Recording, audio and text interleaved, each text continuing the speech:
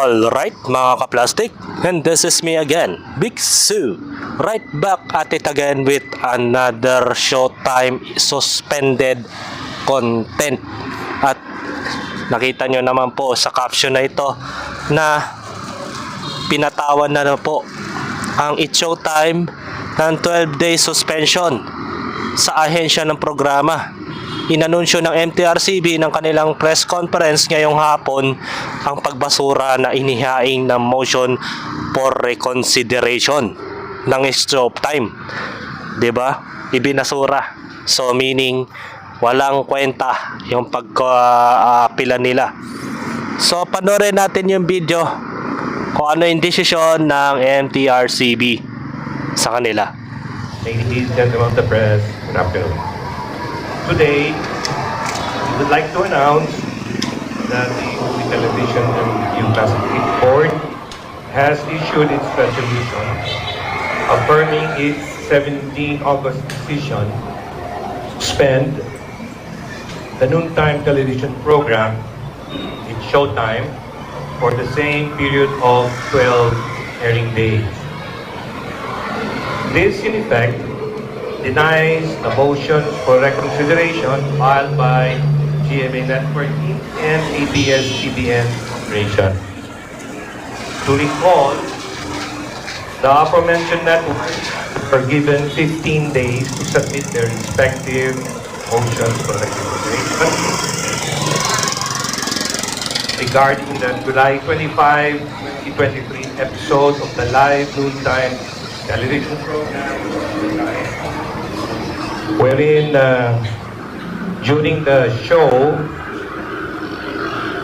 Isip Bata segment, the host, Ryan Bang, Vice Ganda, and Ayon Perez, allegedly acted indecently or inappropriately in the presence of children, alleged to be in violation of Section 3, Paragraph C of Presidential Decree 1986. Yan, malinaw na malinaw. Presidential Decree 1986. At nadamay pa pala dito si Ryan Bang, mga ka-plastic.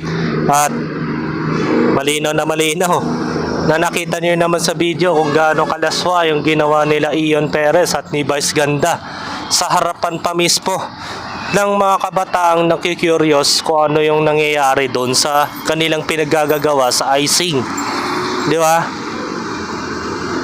Isipin nyo na lang, harap ng mga kabataan, inosente at walang kamuang-muang. Tapos ngayon, yung mga bullshit na fans ng Showtime, lagi na lang nilang nire-rebat nila na bakit yung si Wally Bayola nagmura, na bakit si Joey De Leon nagsabi ng lubid. Dahil ba si Lala Soto nasa likod ng MTRCB?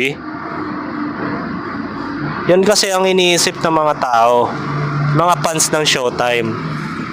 Pero isipin nyo naman yung mga ginawa ni Vice Ganda, hindi lang yun. Meron pang latest issue about sa kanya na pinagmukhang kahiyaya yung bata na nilabas yung mga katotohanan, yung mga nag-usap sila about sa pagkain. Naging kahiyaya tuloy yung isang bata na yon.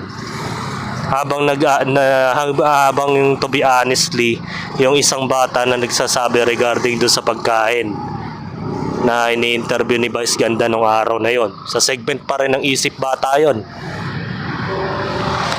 Anong pino-point of view ng MTRCB? Ikumpara mo na lang yung ginawa ni Wally Bayola at ni Joey De Leon sa segment na yon. May mga bata ba na nakasama dun sa mismong video? Yung kay Vice Ganda kasi mas matindi, dalawang bata pa ang nakarinig ng gano'n o nakakita ng mga sensual na aktibidades ng dalawa. Tapos sasabihin lang ng mga bobong fans ng Showtime, okay lang yun. Di ba?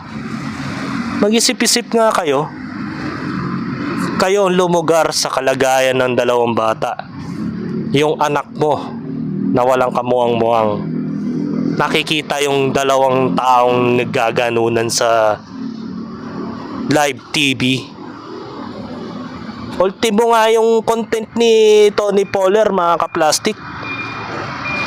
8.9 million views, walang nagreklamo. Tuwan-tuwa pa yung mga bobong fans niya na pinapatugtog at pinapanood ng video niya. Doon nakikita lahat-lahat yung mga kababuyan na ginawa ni Tony Poller sa MPL music video niya. Bakit walang nagrereklamo? Kasi pag social media influencer ka, okay lang. Pero pag hindi social media influencer, nire-report nila yung channel. Tine-take down yung video, binubura yung Facebook page. Unfair naman. Ano kayo, double standard? Kapag sikat, okay lang. Kapag hindi sikat, masamang tao na. Ganun dapat yung environment, hindi yung para may pinapaboran. Let's say na si Joey De Leon tsaka si Wally Bayola, bigyan nila ng karampatang suspension yan para matahimik na yung mga bobong fans ng Showtime. Para wala nang abog-abog. Wala yung parang si Easy, naiisip nila na bias kasi yung MTRCB kasi Soto yung may hawak eh. Di ba? Isipin nyo na lang mga kaplastik yung mga sinasabi ninyo. Bata yun. Di ba? Kahit naman sino, mabubuisit sa ginagawa ni Vice Ganda ever since nung nag-start pa siya sa bullshit na Showtime na yan. Marami na siyang taong binastos. Walang modong bunganga ni Vice Ganda, nandyan na. It's implementing rules and regulations. Respondents, GNA Network Inc. and ABS-CBN Corporation timely filed their motions for reconsideration on the 13th and 18th of September 2019, respectively. Please note, the MTRCB chairperson, Tala Soto Antonio, inhibited herself from participating and voting on the subject case. To avoid violating the sub judice rule, we are precluded from discussing the merits of the case. However, we would like to emphasize that due process was strictly observed. We empathize with the avid viewers of the show. However, the MTRCB is upholding its mandate as delineated under Presidential Decree 966. The ruling aligns with our commitment to continually improve the effectiveness of our quality management system, our ISO standards, ensuring our processes are compliant with applicable statutory and legal requirements and responsive to the growing needs of our stakeholders. With that, thank you very much again, and good afternoon to all.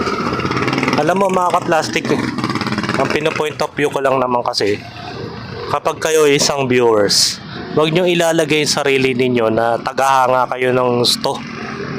Isipin nyo muna yung mga pinapanood ninyo, di ba?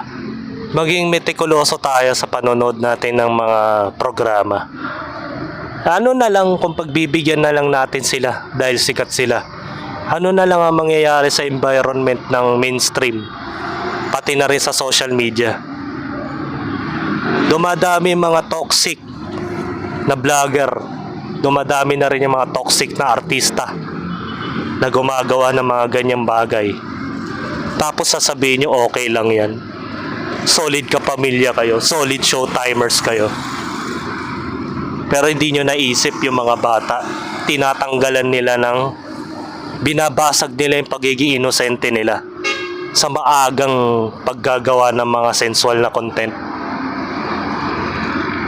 Kahit nga yung mga vlogger ngayon, lalo-lalo na yung ano na yan, MPL na yan, di ba? Una ko pang sinasabi yan sa una kong video. Na dapat yan, tinetake down na yung video na yan. Kaya mo na monetize pa. 8.9 million views, MPL.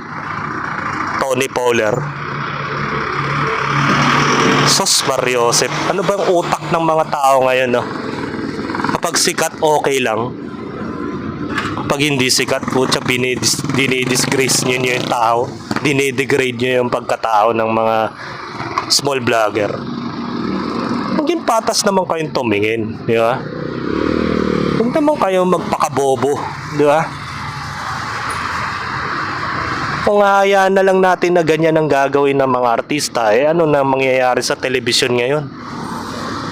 Kaya maraming kabataan, bata pa lang, sa edad ng 4 years old, marunong na magbura eh. Kapitbahay namin, ganun yung mga bata. 4 years old pa lang. Hindi pa marunong magsalita. Yung bulol-bulol pa. Pero alam nila kung paano magbura. Ganong katindi ngayon ang panahon ngayon. Hindi kagaya ng mga 90s nun. Bihira ka lang makakarinig ng batang nagmumura. Ngayon matindi na. Dahil sa mga napapanood nila sa mainstream pati sa social media, ganyan. Yan ba hahayaan nyo lang na maging natural na lang yung mali ng iba? Nagiging natural na lang kasi marami nang gumagawa. Hahayaan nyo na lang ba na yung mga sikat na nagtuturo mismo ng katarantaduhan sa mga kabataan ngayon? Di ba? Sipin nyo na lang yun. Walang bias dito sa proseso, mga ka-plastic, kung makikita ninyo. Para wala nang iyak-iyak na mga bobong fans ng Showtime. Isuspendido rin si Wally Bayola pati si Joy De Leon. Tapos, para wala nang kung ano-ano pang mga sinasabi nilang bias o may mga pinapaborang padrino. Kasi yun ang nangyayari eh. Nagagalit kayo sa EAT dahil doon. Hanggang dito na lang ang aking opinion, and this is me again, Big Su, lagi nagsasabing ang mga plastic ay matagal mabulok dahil ang mga plastic ay toxic. Kaya, what's up mga ka-plastic? And this is Kambid commentary video ng video live stream. Signing out. Alright. Mga ka-plastic, kung nagustuhan nyo ang aking video, i-subscribe nyo lang ang aking channel. At the same time, i-hit nyo rin ang notification bell at yung all para ma-notify kayo sa aking susunod ko pang video sa aking YouTube channel. Maraming salamat po mga ka-plastic.